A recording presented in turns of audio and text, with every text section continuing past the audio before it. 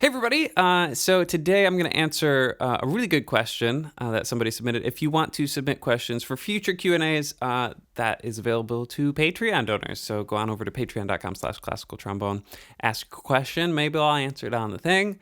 I love playing the trombone, but this week and next, I'm just too busy. And it makes me kind of sad. So I have plans to do like Montero and the new Justin Bieber tune. I'll get to it. But I'm going out of town this week, and I just, life hits you.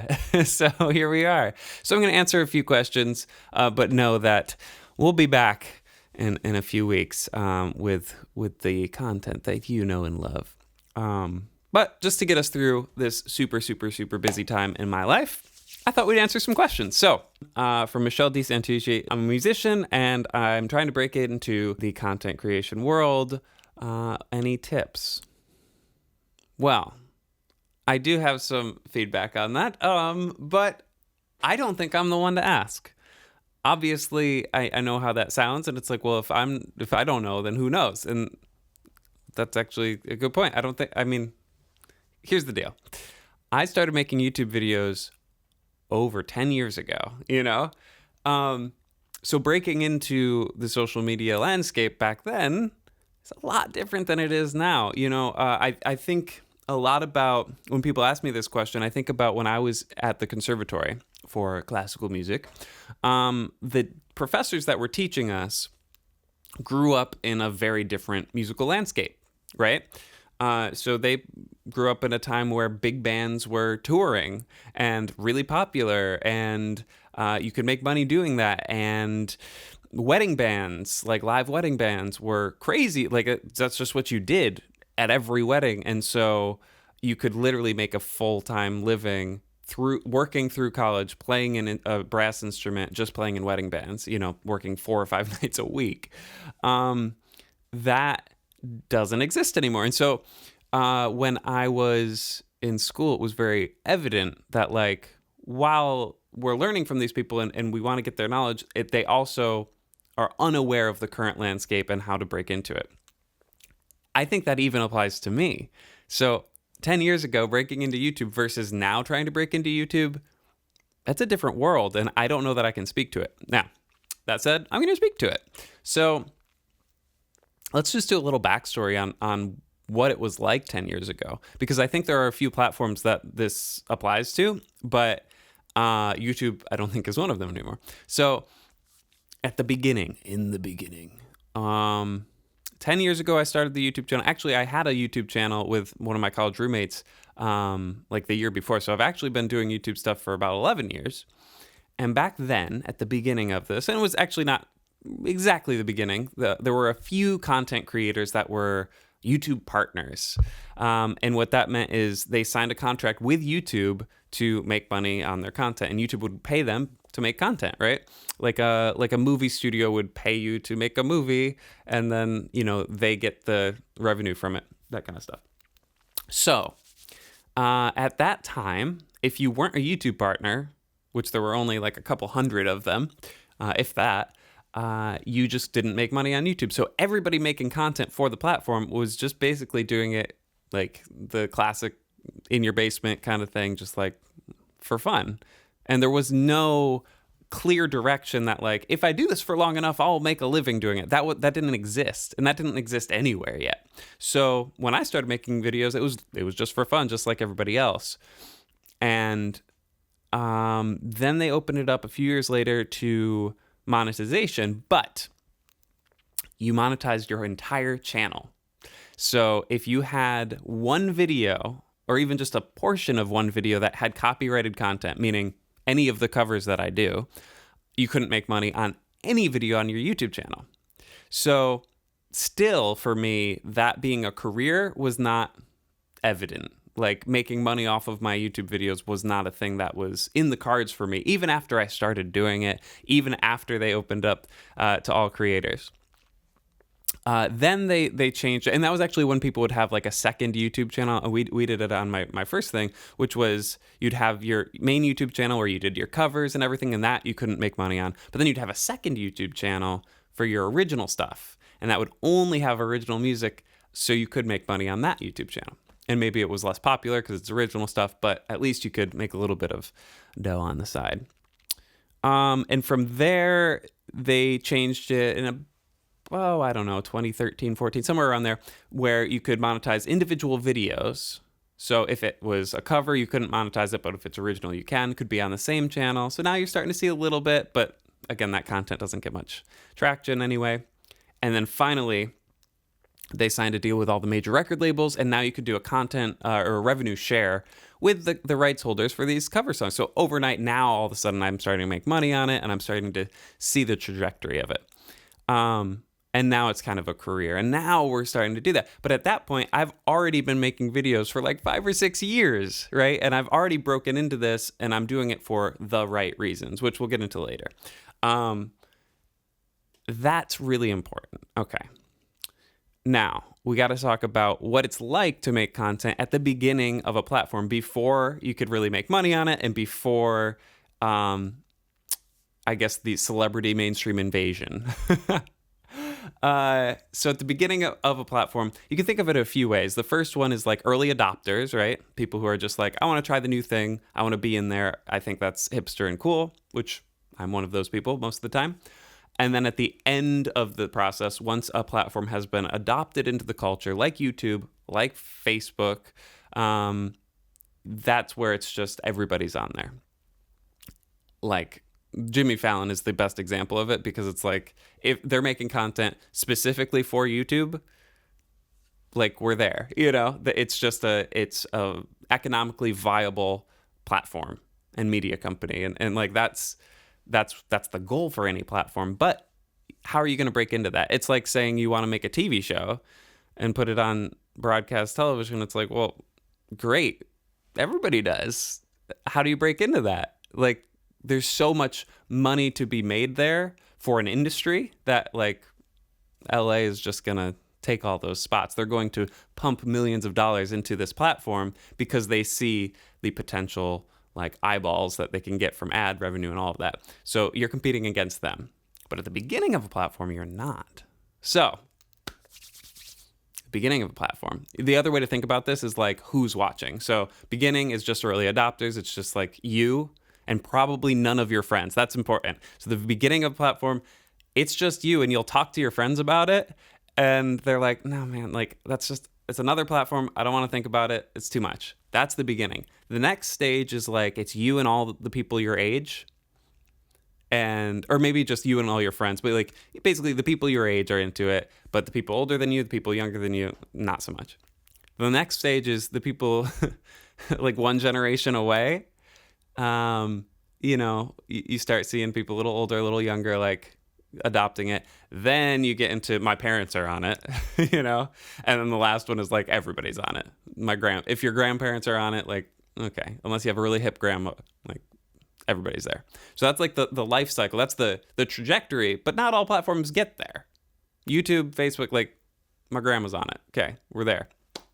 But then you have something like TikTok, which is starting up, or Clubhouse is another one. These things are early on. I'm on TikTok, which means millennials are there. I'm the older generation in that one. So we're kind of in between. Everybody my age is on it and the generations above and below. Like, that's kind of where that platform is right now. So the earlier you get in that, the easier it is to break in, because you're not competing against everybody. You're competing against the people who are there. It's fewer people. And if you can be really creative and see how this platform can be used and utilized with what you want to do, all of a sudden you're the person doing that thing. When I started making trombone videos, I was the person making trombone videos. It's not like I was one of these instrumental musicians. So yes, I'm the most subscribed like brass musician on YouTube. That's really, really cool. But you got to realize, like, I didn't enter this with brass players on YouTube. I may have been one of the first. I wasn't the first for sure, but I was maybe the first who was creating content full time. I may still only be the only person making content full time. Like, remember that, So if you see that kind of place in this platform where there's a void, like, oh, I could be the person doing that for this thing. The earlier you get, the fewer people who are there, but the more they'll appreciate it. So to answer your question, now that we're all the way here, if I were starting today, I don't think there's a chance that I'm making it on YouTube. I mean, of course, there's always a chance, but I'm going to TikTok. I'm making short 60-second videos, probably similar to what I started with if I were, just a younger version of myself today. I'm probably still just doing pop covers arranged, for trombones, but it would just be like the chorus of a tune. And that'd be the vibe, like just going where you see this energy and doing something fun. Now, getting back to that other thing I said, and then I will leave it because I've already been talking way too long. But the other thing is making content for the right reason. So this is probably the biggest thing that I can say. And I alluded to it before, like we were not making content back then 10 years ago to make money or to be famous or to anything, like, because that didn't exist. It's not like people before movies would be like, I want to be famous. Like it didn't exist. So if you don't see that as an option, you don't think of it as a possibility. And you're really just like following the currents. Like that's how I ended up here, not by saying like, I'm going to bet on YouTube to take off and be an important platform. Like that was never the goal. It was just where we ended up. So making content for the right reasons means doing something you love, really, like doing something you're passionate about. And then if nobody sees it, that's okay. And that's really what it comes down to is like, you can't do it for the exposure. You can't do it because you want to make money even. You can't do it because you want, like all of that stuff comes later.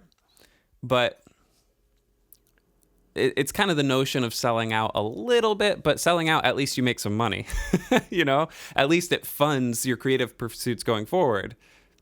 That seems valuable to me. But if you basically are playing into this like algorithm thing, saying like, I'm going to do stuff that I think people want to see rather than I'm going to do stuff that I want to do, it can fail. Great Jim Carrey quote, like, his dad taught him that you can fail doing something you don't want to do, so you might as well fail doing something you do want to do. Pretty profound, but if you're going to make a YouTube video that you don't really love what it is, but you're like, I think people want to see this because I've seen other videos like it, and nobody watches it, you've just spent your time, your energy, which is so more valuable than anything that exists in this world. You spent your energy doing something for other people that like they never saw. And it's like, you might as well do something that you really, really, really enjoy. So then if nobody sees it, it's still like, well, I loved doing it. I learned something along the way and it's cool.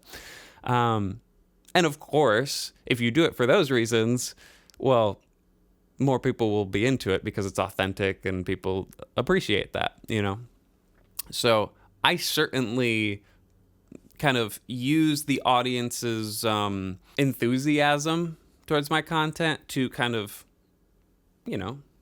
ride the currents, like I said. But I'm not like completely shifting from something that I would want to do. If I didn't like pop music, I wouldn't play it. I like pop music. I like playing trombone and it's nice. I feel actually very fortunate about that because I know plenty of people, especially people I went to school with, don't enjoy that music. It's like too simple for them. It's not music like engaging enough or deep enough or whatever. I just really like it. I like the melodies. I think they're great. I think it's groovy and it's fun. So I can play pop music and be authentically myself and have a lot of fun doing it. If you can't do that and you try to do that, you'll just be like killing your soul, and for what? So do it for the right reasons and you'll start finding, first of all, what you're good at and what's really fun. You'll be learning lots of new skills, and also you'll find your own little community, and I've found a ton of those through the years on the different platforms, be it TikTok or Instagram or YouTube or Clubhouse. Like I have a community of people on each of these platforms that is into what I'm doing and is doing similar stuff, and we get to collaborate, and it's just such a good way to go about it, rather than looking at your numbers and be like, oh, well, 54 people saw this video and 26 saw this one, so I'm never going to do that again. It's just like, well, do something you love, do something you're passionate about, and if you're really trying to do it for a living and make it happen, find that platform and find that niche that is in the early stage of it, and maybe not the end, because I don't know how to break into something that is already established. I only know how to break into something that is kind of budding, and there's a lot of energy and grassroots stuff. So if you see like a carpool karaoke and you see Jimmy Fallon, we might be at the end of it. If you see an ad for Ford trucks on your feed, we might be getting past, like, okay, that's a mainstream. Like, there were years where major companies didn't advertise on YouTube because they didn't believe in it. They didn't think it was worthwhile, and then all of a sudden they figured it out. That's the trajectory for every platform, but not every platform gets to it. So if you get in before those major sponsors and before all that stuff, you're in a really good spot. So yeah, if it were me, I'd be on TikTok. And I am on TikTok. Follow me on TikTok. It's a classical trombone. And good luck with starting your own creative endeavors. Stay true to your creativity. Stay true to your passions. Don't worry about the viewer count. And maybe it'll come. And even if it doesn't, you'll be having a lot of fun. So I hope this was good and not super, super boring. Like I said, I'm super busy the next couple weeks, but we will be back at it. I'll make something for you. I'll do a Q&A from Patreon next week as well. And we will at least get through this little rough patch. I've been, it's been crazy. I'll tell you all about it. Actually, that's what I'll do. And in a few weeks after this craziness is over, I will tell you all about my past year, because it's been a crazy one. And I'll show you all the stuff I've been up to. But until then, thanks for watching. Subscribe, do all that stuff if you're into it. And see you next week.